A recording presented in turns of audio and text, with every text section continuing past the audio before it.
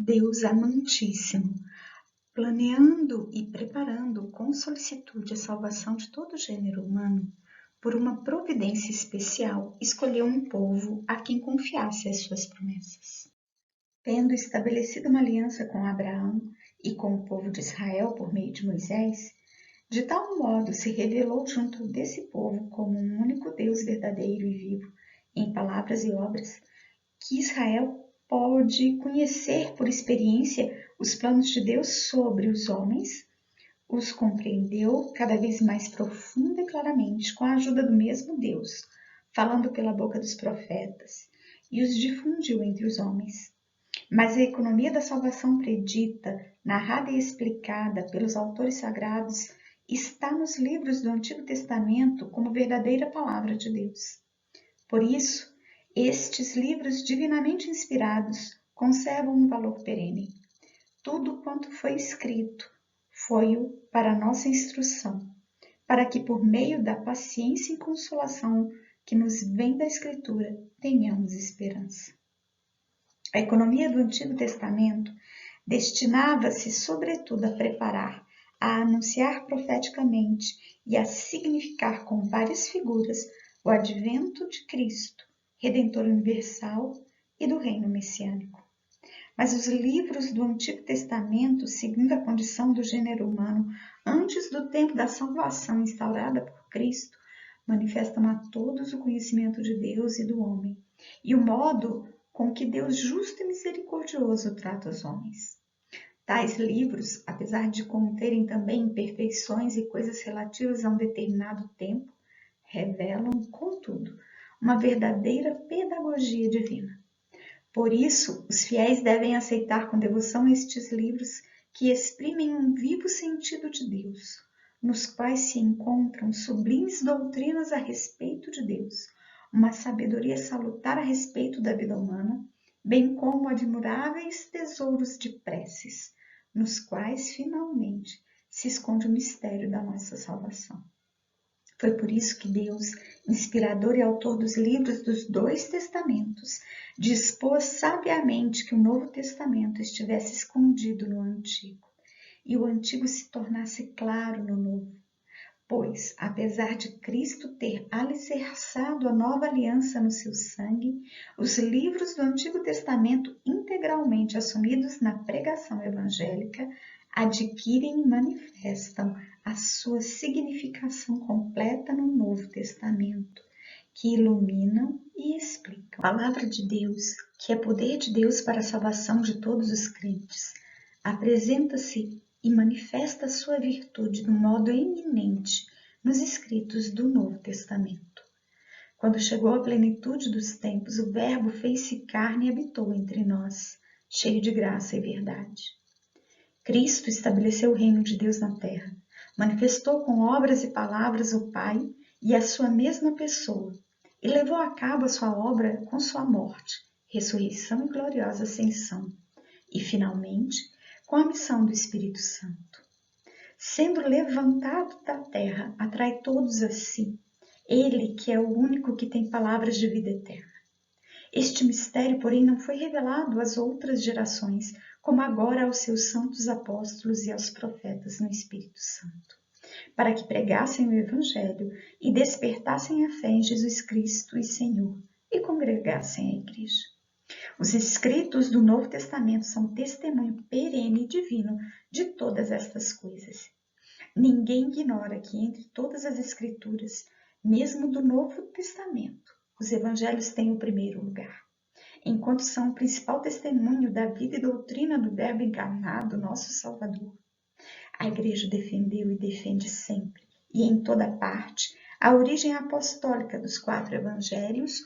Com efeito, aquelas coisas que os apóstolos, por ordem de Cristo, pregaram, foram depois, por inspiração do Espírito Santo, transmitidas por escrito por eles mesmos e por homens do seu grupo, como fundamento da fé, ou seja, os 4 evangelhos, segundo Mateus, Marcos, Lucas e João. A Santa Mãe Igreja defendeu e defende firme e constantemente que estes 4 evangelhos, cuja historicidade afirma sem hesitação, transmitem fielmente as coisas que Jesus, Filho de Deus, durante a sua vida terrena, realmente operou e ensinou por amor da salvação eterna dos homens, até o dia em que subiu ao céu.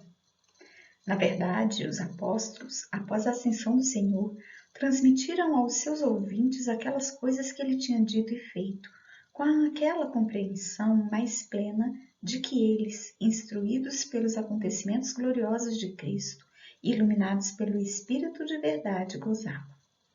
Os autores sagrados, porém, escreveram os 4 evangelhos escolhendo algumas coisas dentre as muitas transmitidas por palavra ou escrito, sintetizando algumas, explicando outras segundo o estado das igrejas, conservando finalmente o caráter de pregação, sempre de maneira a comunicar-nos com sinceridade e verdade o que diz respeito a Jesus. Com efeito, quer tenham escrito segundo a própria memória e recordação, quer baseados no testemunho daqueles que desde o princípio viram e foram ministros da palavra, fizeram-no sempre com a intenção de que conheçamos a verdade das coisas a respeito das quais fomos instruídos. O cânon do Novo Testamento contém igualmente, além dos 4 evangelhos, as epístolas de São Paulo e outros escritos apostólicos redigidos por inspiração do Espírito Santo, mercê dos quais, segundo o plano da sabedoria divina, é confirmado tudo quanto diz respeito a Cristo Senhor. É explicada cada vez mais a sua genuína doutrina, é pregada a virtude salvadora da obra divina de Cristo. São narrados os começos da Igreja e a sua admirável difusão, e é anunciada a sua consumação gloriosa. Com efeito, o Senhor Jesus estava presente, assistiu seus apóstolos como tinha prometido, e enviou-lhes o Espírito Santo que os devia introduzir na plenitude da verdade. A Igreja teve sempre em grande veneração as divinas Escrituras, como fez com o próprio corpo do Senhor, não deixando jamais, sobretudo na Sagrada Liturgia, de se alimentar do pão da vida à mesa, quer da Palavra de Deus, quer do corpo de Cristo, e de o distribuir aos fiéis. Sempre as considerou e continua a considerar, juntamente com a Sagrada Tradição, como regra suprema da sua fé. Elas, com efeito, inspiradas como são por Deus e exaradas por escrito de uma vez para sempre, continuam a dar-nos imutavelmente a palavra do próprio Deus e fazem ouvir a voz do Espírito Santo através das palavras dos profetas e dos apóstolos. É preciso, pois, que a pregação eclesiástica, assim como a mesma religião cristã, seja alimentada e dirigida pela Sagrada Escritura. Com efeito, nos livros sagrados, o Pai que está nos céus vem amorosamente ao encontro dos seus filhos, a conversar com eles. E é tão forte a força e a virtude da palavra de Deus que se torna o apoio rigoroso da Igreja, solidez da fé dos filhos da Igreja, alimento da alma, fonte pura e perene de vida espiritual. Por isso se devem aplicar, por excelência, a Sagrada Escritura as palavras. A palavra de Deus é viva e eficaz, e é capaz de edificar e dar a herança em todos os santificados. É preciso que os fiéis tenham acesso patente à Sagrada Escritura. Por esta razão, a Igreja, logo, desde os começos, fez sua aquela tradição grega antiquíssima do Antigo Testamento, chamada dos 70, e sempre teve em grande apreço as outras traduções, quer orientais, quer latinas, sobretudo a chamada Vulgata. Mas, visto que a palavra de Deus deve estar sempre à disposição de todos, a Igreja procura com solicitude maternal que se façam traduções apropriadas e cuidadas das várias línguas, sobretudo a partir dos textos originais dos livros sagrados. Se essas traduções, segundo a oportunidade e com a aprovação da autoridade da Igreja, se vierem a fazer em colaboração com os irmãos separados, poderão ser usadas por todos os cristãos. A esposa do Verbo encarnado, a Igreja, guiada pelo Espírito Santo, esforça-se por conseguir uma maior e mais profunda inteligência das Sagradas Escrituras, para poder alimentar continuamente os seus filhos com as palavras divinas. Por isso, vai fomentando também do modo progressivo o estudo dos Santos Padres do Oriente e do Ocidente, bem como da Sagrada Liturgia. É preciso, porém, que os exegetas católicos e os demais estudiosos da Sagrada Teologia, colaborando em íntima comunhão de esforços e sob a vigilância do Sagrado Magistério, estudem e expliquem as divinas letras lançando mão dos meios mais aptos, de modo que o maior número possível de ministros da Palavra de Deus possa oferecer um fruto ao povo de Deus, o alimento das Escrituras, que ilumine a mente, rebusteça a vontade e inflame os corações dos homens no amor de Deus. O Sagrado Concílio encoraja os filhos da Igreja que cultivam as ciências bíblicas para que continuem a empresa que se consagram, redobrando de esforços e mantendo-se sempre fiéis ao sentir da Igreja. A Sagrada Teologia apoia-se como em seu fundamento perene na Palavra de Deus escrita, juntamente com a Sagrada Tradição. E nela se consolida firmemente e se rejuvenesce cada vez mais, investigando à luz da fé toda a verdade contida no mistério de Cristo. As Sagradas Escrituras contêm as palavras de Deus e, pelo fato de serem inspiradas, são verdadeiramente palavra de Deus. E por isso o estudo destes sagrados livros deve ser como que a alma da Sagrada Teologia. Também o ministério da palavra, isto é, a pregação pastoral, a catequese e toda espécie de instrução cristã, na qual a homilia litúrgica deve ser um lugar principal, com efeito se alimentam e santamente se revigoram com a palavra da Escritura. É necessário, por isso, que todos os clérigos, e sobretudo os sacerdotes e todos os que, como os diáconos e os catequistas, atendem legitimamente ao ministério da palavra, mantenham um contato íntimo com as Escrituras mediante a leitura sagrada e o estudo aturado, a fim de que nenhum deles se torne pregador vão da palavra de Deus por fora, por não a ouvir de dentro. Tendo, como tem a obrigação de comunicar aos fiéis que lhes são confiados as grandíssimas riquezas da palavra divina, sobretudo na Sagrada Liturgia, do mesmo modo, o Sagrado Concílio exorta com ardor e insistência todos os fiéis, mormemente os religiosos, a que aprendam a eminente ciência de Jesus Cristo, com a leitura frequente das Divinas Escrituras, porque a ignorância das Escrituras é a ignorância de Cristo.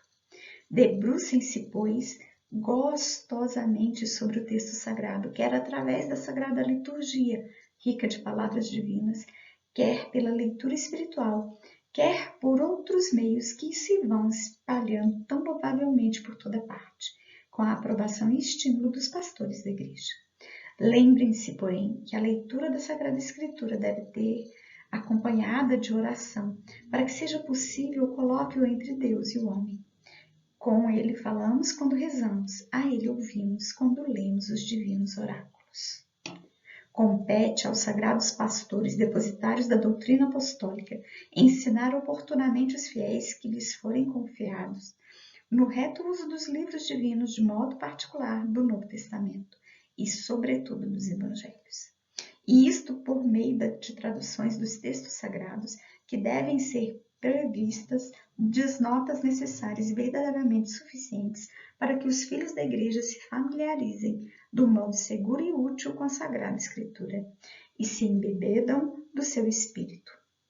Além disso, façam-se edições da Sagrada Escritura munidas das convenientes anotações para uso também dos não cristãos e adaptadas às suas condições, e tanto os pastores de almas como os cristãos de qualquer estado procurem difundi-las com zelo e prudência. Deste modo, pois, com a leitura e estudo dos livros sagrados, a palavra de Deus se difunda e seja glorificada, e o tesouro da revelação confiado à Igreja encherá cada vez mais os corações dos homens.